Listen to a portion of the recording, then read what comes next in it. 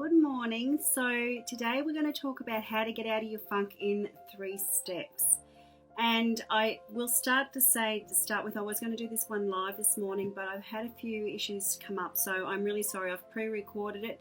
So the thing I would love you to be able to do now is be able to leave me a comment where I can actually come in and get back to you. So I will put this in and have the replay and everything there. So for that, I absolutely apologise. But we've had a few unexpected issues happen in the household this morning. So please forgive me. So let's jump right back into it here. So how do you get out of your funk in 3 steps? And this is really dear to my heart because I had this happen to me the other day. And I had the biggest slip that I have seen in a really, really, really long time. So I want to tell you about that. And hopefully how, me moving through that will be able to help you get out of your funk the next time that it happens to you. So for those of you who don't know me, my name's Debbie Pfingst I. I'm a life coach and a mentor for women who have been living with a chronic illness, who now really need to invent their lives again by putting the puzzle pieces back together so that they can live their best life yet. I've been living with a chronic illness since I was about 13. I had endometriosis. And since then, I've developed multiple chronic illnesses and disabilities due to these as well. So I've also got a brother who I'm a carer for, and he was born with really severe disabilities. He's got mental and physical disabilities and now lives with chronic illness as well. Davie's older than me. Davie's 55 and I'm 53. So between us, we've never known a life without either a disability or a chronic illness in it there. So this is really, really dear to my heart, and I know that it affects many people out there, and a lot of people are really at a loss, a loose end of what to do, because it's really hard when you're out there and you're in the trenches with it. I've been there and I've done it, and I've been able to turn my life around to one that I really do love and one that I live with purpose and with joy. And I just want you to know that you can absolutely do that too. So reach out to me if you'd like to have a chat about how I can help you do exactly the same as what I have done. It feels a bit like a miracle, to be honest. So now, to me, getting in a funk means really that I'm in the worst mood that I can possibly be in. It really affects my mood, it affects my body, it affects all of me, my language. I tend to verbally spew at people, which is not my best contribution to the world, I can tell you. And it really makes my body feel so yucky internally, and I really sometimes feel like my head's going to explode, and I just have this red hot, horrible stuff happening in my body. So I'm really aware of how it can actually turn my day from being a really good day into a bad day, like even the worst day that's possible, and do it so goddamn quick. It's just amazing.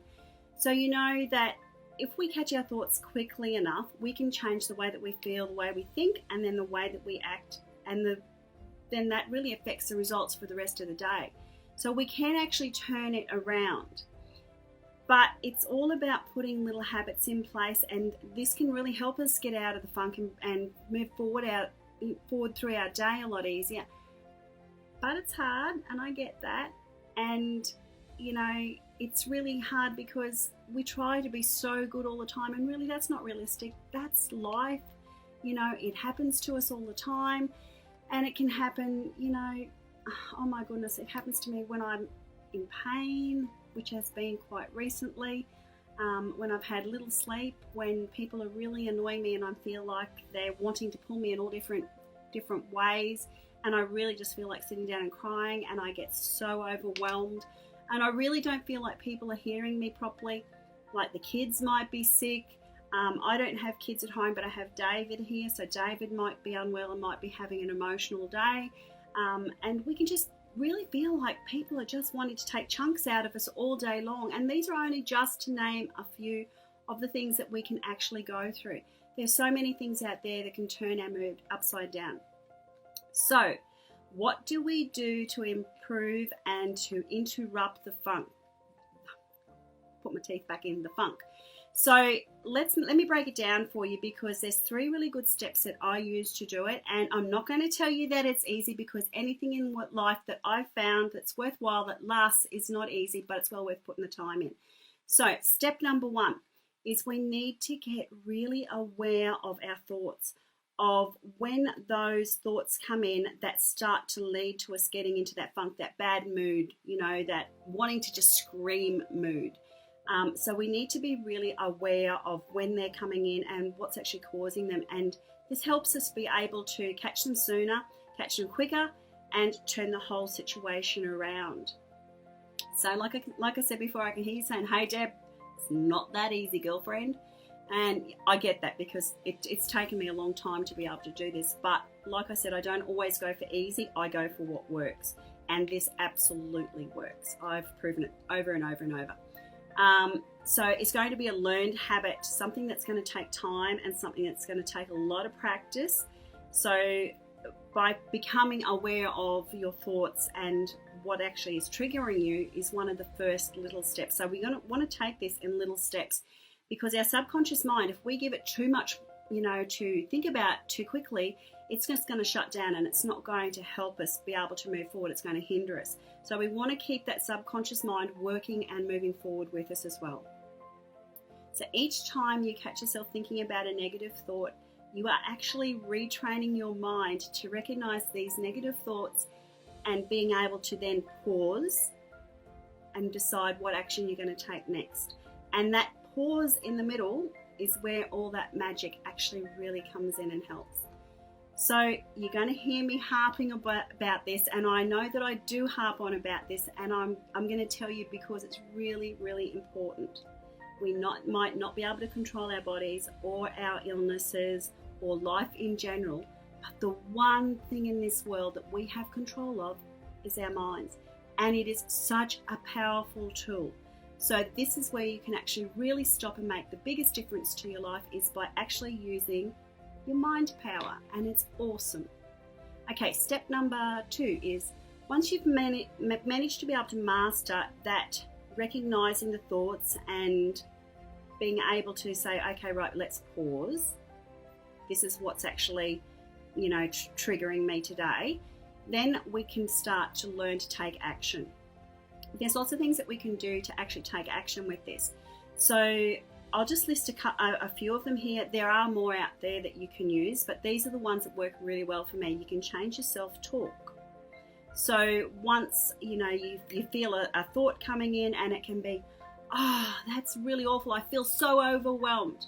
You can change it to, "I choose to do this." And that gives your mind a completely different perspective on what's actually happening.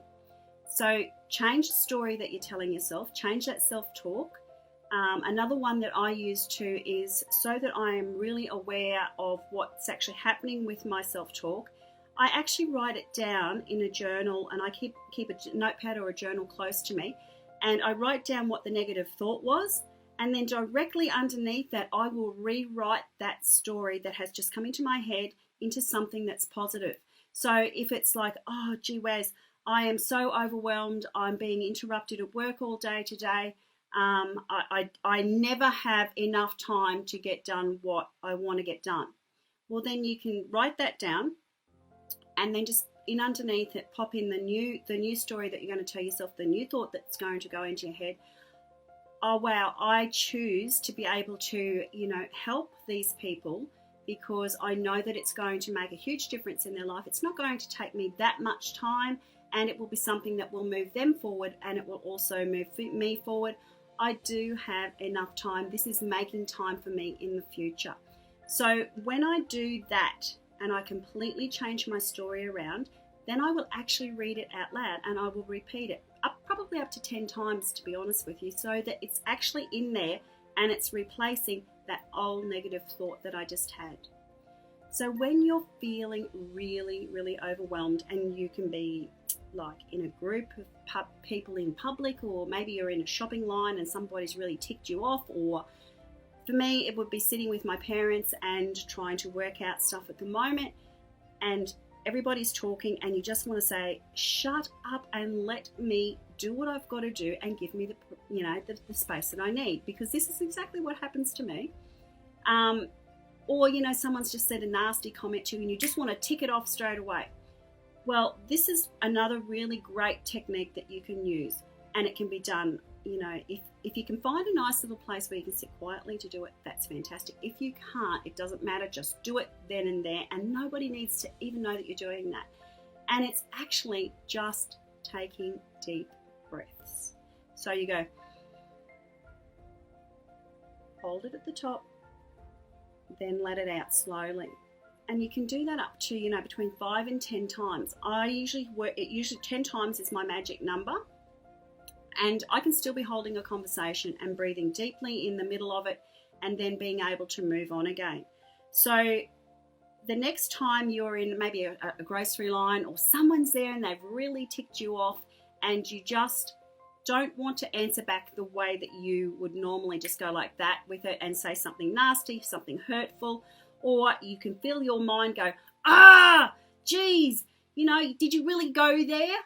Then just stop, take your breaths and move through it like that. And if you have to remove yourself from the situation, just get up and walk away and say, excuse me, I've got to go to the toilet or something, and just sit. I've done this. Sit on the toilet and take deep breaths, because no one's going to interrupt you on the toilet, are they? Let's face it, that's our private area. So if you have to go to, that means to get that little quiet time to do it, do it. It is so worth being able to do that and not going where your negative thoughts are going. Another one that works really well as an interrupter for me is meditation. Meditation is absolutely amazing. I know that that I harp on about meditation all the time. Meditation has made the biggest difference in my life.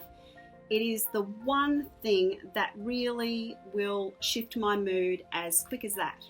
And I'm not going to say that it happens, when you first start learning, it doesn't happen as quickly, but the more you do it, the more you practice, the easier it's going to get. So for me, I don't subscribe to anything. I just jump on YouTube and I will type in a guided meditation. For the one that I did the other day, a guided meditation to remove negative energy. I only wanted to put in a short time. I thought, well, if this meditation is going to be any good, they can do it with me in about 15 minutes. That's what I did. And 15 minutes, and it works absolutely a dream. So you don't need to go and put a lot of time into it. 5 minutes is better than nothing. So they're just a couple of things that I personally do that will help me shift that funk that I'm in for the day. Now, number 3, and this is the most important step, and you're going to go, oh, Deb, really, that's quite easy, really. But it's not, because what I want you to do is I want you to practice it and so you can actually make it become a habit, I suppose is what I'm trying to say. Because, it's all about our mind retraining and being able to react in a certain way. And when we putting all this negative stuff and hearing negative stuff, we need to be able to retrain it to be able to put the good stuff in, so that when we do have the slips, that we are more easily and quickly able to change the way our thought patterns work. So it's really, really important to be able to do that. And I know that it takes time, and I know that it takes practice, but I absolutely 100% promise you that if you put the time and the energy into this, you will see results. I've been there and I've done it. But here's my disclaimer. Along the way, you're going to have slip-ups, okay? You're going to forget to do it. You're going to get in the funk. It's going to drive you absolutely nuts. Don't beat yourself up, because that is absolutely normal. I've got a little story to tell you about it in a moment. You're only human. We're all only human, and we all absolutely do this. So I'll quickly tell you a little bit about my story. I have been very aware of this and practicing this for probably about 5 years now. Like I said, we all have slips. I had a massive slip last Saturday, an absolute massive slip. It was a terrible slip. I was a little bit ashamed of myself when I worked it out, but then also forgave myself for that as well, because it's a really big learning lesson, and maybe I needed to get that lesson again to be able to share it with you, that so somebody can get something good out of it. I woke up really, really cranky last Saturday. Actually, it was a real stinker mood. I don't know why. You know how they say getting out of bed on the wrong side? Well, that was me. So I didn't have a lot of sleep that night. I hadn't been sleeping really well because